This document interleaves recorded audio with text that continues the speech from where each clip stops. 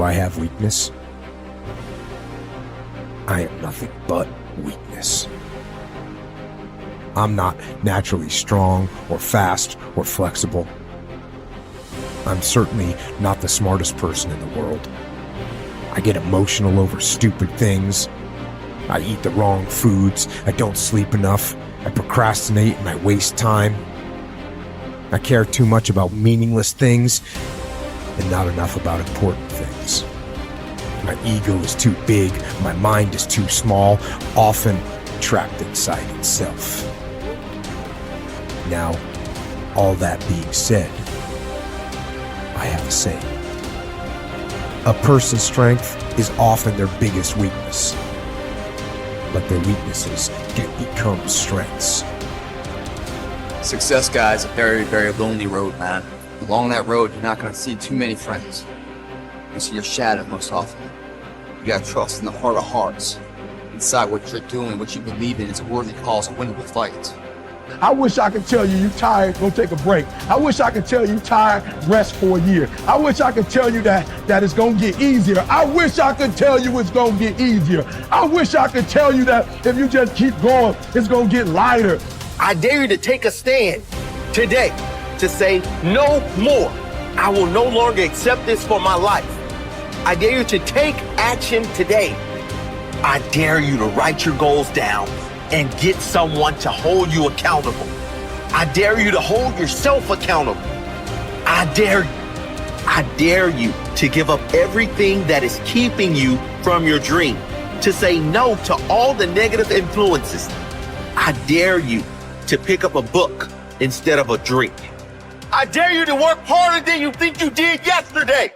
I dare you to prove them wrong. I dare you to prove yourself right.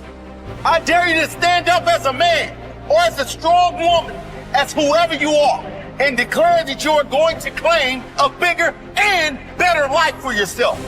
When you get to the point where enough is enough, when you get to the point where it hurt real bad, when you get to the point when it's over, when they're tired, when they're frustrated, when they're ready to give up, when they spent their last dime, that's when they get started. But what you cannot do is you cannot quit during the process. You cannot give up because it ain't what you see. You cannot give up. Pain is there to make you better. Without struggle, there can be no victory. And let me tell you, when you've been through pain, when you fought for where you are, you ain't gonna let anyone take away what you got. When you've earned it and paid your dues and suffered and failed, been hurt and been down, and you get back up, when pain and struggle comes to face you again, you look it in the face and stand it down. Because you've been through too much. You're too strong now. Everything that has happened to you up until this point has made you who you are. And it will continue to mold you into who you will be. How do you overcome the suffering of life? Be a better person. That's how you do it. Well, that's hard. It takes responsibility. And I think, if you said to someone, you want to have a meaningful life? Everything you do matters. That's the definition of a meaningful life. But everything you do matters. You're going to have to carry that with you. Or do you want to just forget about the whole meaning thing and then you don't have any responsibility because who the hell cares? That you can wander through life doing whatever you want, gratifying impulsive desires for how useful that's going to be. And you're stuck in meaninglessness, but you don't have any responsibility. Which one do you want? Well, ask yourself, which one are you pursuing? And you'll find very rapidly that it isn't the majority of your soul that's pursuing the whole meaning thing, because, well, look what you have to do that. You have to take on the fact that life is suffering. You have to put yourself together in the face of that. It starts with yourself, man. You gotta start diving into those things that you're afraid of. You don't gain confidence by going to the spot that makes you feel good. It's gonna be a false reality. And the second life gives you that challenge, all you want to do is go back to what made you confidence, or what gave you confidence, is that happy spot. Now, what gives you confidence, what gave me confidence, was spending years at a kitchen table trying to learn how to read and write on my own, realizing I can't learn the way you learn. I can't, but I can learn. What gives you confidence, not being afraid It's overcoming the fear. I used to stutter severely bad. So right now, I don't know how many people are gonna watch this. You know what gives me confidence? Is knowing I no longer care if I sit and start stuttering again. That's what gives me confidence, is facing these things, overcoming them. And maybe not overcoming them every day, but facing them. And facing them, facing them. Pretty soon like this, oh man, this is where it's at. It's not in that comfort zone. It's in the discomfort zone is where my confidence is getting built. That's where it's getting built. But people want they want an easier answer.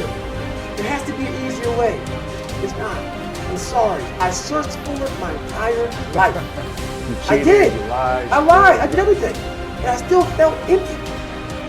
I walk around with a backpack with all my stuff with no car. And I walk around happiest person in the world.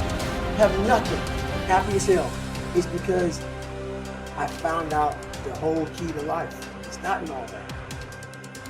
Have to face yourself. So many people live to be 100 years old and they die miserable, having everything, because they never examine. I call it my live autopsy. You never examine this. Happiness, peace, enlightenment, it's all up here, man. It's all up here. And when I start talking like this, people are, man, I don't know. It's the truth, man. It's all up here. You just got to be willing to go and face it. And that's the hard part. Attitude is a reflection, a result of a person's will. It is incalculably powerful. It can bring about marvelous results for us, but we need to train it patiently, day by day. Now let's talk about the attitudes of people who are successful. The top 5% of the people who go sailing through life from one success to another, and who, even when they fail at something, shrug it off and head right out again. No matter who the person is or what he does, men and women in sales, business executives, people in all the professions, wives and mothers, students, top people in the armed forces, public servants, men and women in the service of religion, working men and women in all fields of endeavor, wherever you find a person doing an outstanding job and getting outstanding results, you will find a person with the right kind of attitude. These people take the attitude toward themselves that they can accomplish what they set out to accomplish, that there's no good reason on earth why they can't be competent, successful. They have a healthy attitude toward themselves and, as a result, toward life and the things they want to accomplish. And because of this, they achieve some remarkable things, and they come to be called successful, outstanding, brilliant, lucky, and a lot of other things. They're quite frequently no more brilliant or outstanding than the majority of the people by whom they're surrounded.